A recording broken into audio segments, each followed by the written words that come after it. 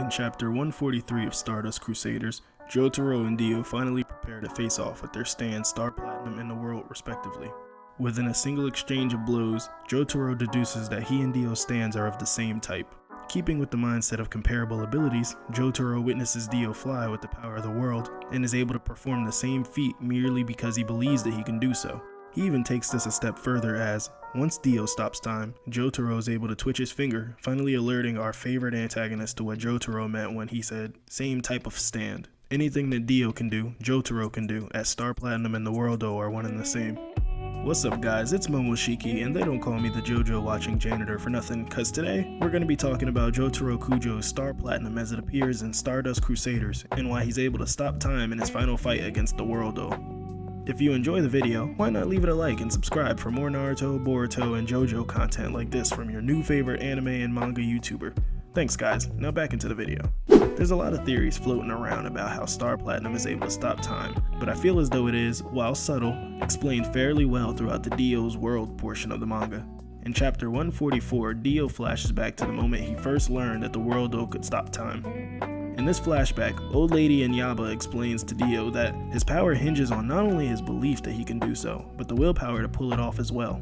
She doubles down, stressing to Dio that believing he can stop time is the most important part. And with this advice, Dio eventually felt the world and time itself intertwine, allowing him to stop it at will for brief instances. This is important because when Jotaro tricks Dio into coming closer during the time stop, he moves only for a second, but enough time to deal a massive blow to him. The very next chapter, Inyaba explains how this is possible. She reiterates in the flashback that you must believe that you can stop time to manipulate it, but she then explains that Dio has the speed as well as the power, meaning that he must have the right. But looking deeper into this statement from Inyaba, on the surface, it appears as though she means the statement at face value, but looking deeper, she's now given us a proper explanation as to how Star Platinum is able to stop time as well. While completely incidental in his discovery of the ability to stop time, time stop isn't a latent ability of the Worldo, rather something that a stand of its nature is capable of. As long as the user believes that they can and has the strength, speed, and the willpower to do so, they too can control time just as the world does. Being that Dio allowed him to compare and come to the conclusion that their stands were of the same type, stat-wise anyway, Jotaro was able to believe that he too could stop time due to Joseph revealing Dio's secret moments prior.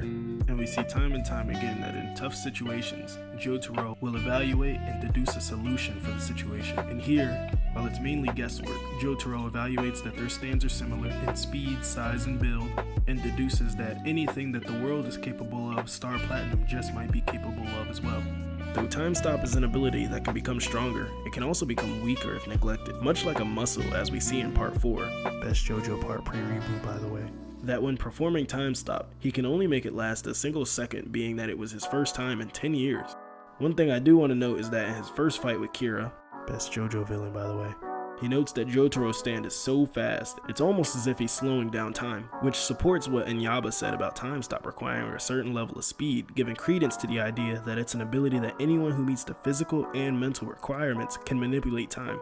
Theoretically, Josuke has been noting as being both fast and strong by Jotaro himself, and he's obviously willful, so given the right training, he too could potentially unlock the same ability as his nephew and Dio. Bro, he'd literally be so OP. In addition to Josuke, Jolene's stand also shared the same type as Jotaro's.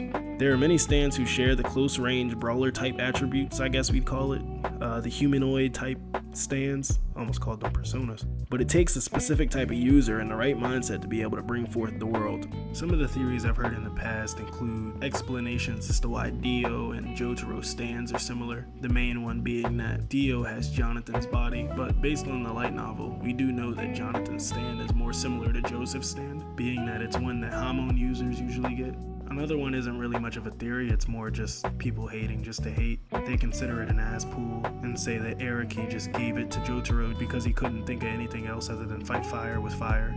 But there aren't many in-universe theories as to why Jotaro is able to stop time. I've seen this topic pop up a lot on Reddit threads and Discord and whatnot, so I figured, this would be an interesting one to tackle. And rereading the series, it was actually pretty interesting to see that it was actually explained fairly well how Jotaro was able to keep up with Dio and do what he does.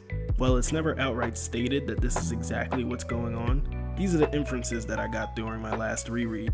But yeah, that was a super duper short one. I've been looking for the right JoJo topic to do the series justice for my first video on it, and what better place to start than the poster boy himself, Jotaro Kujo. Funny story actually, I started out with the anime on Hulu, but I guess there was some sort of glitch so it would skip episodes during Phantom Blood, and I had no clue at all. The story got so confusing, but I rolled with it because I had always heard that the show was weird and to just go with it.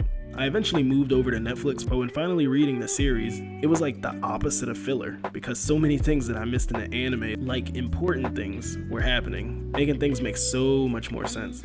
Like I literally had no clue who Poco was. Paco? Poco? Yeah, whatever. That's how bad things were skipping on Hulu. So yeah, hope they get that fixed. But I hope you guys enjoyed. If you did, maybe consider leaving a like and subscribing for more content like this. But I'm out! Holla!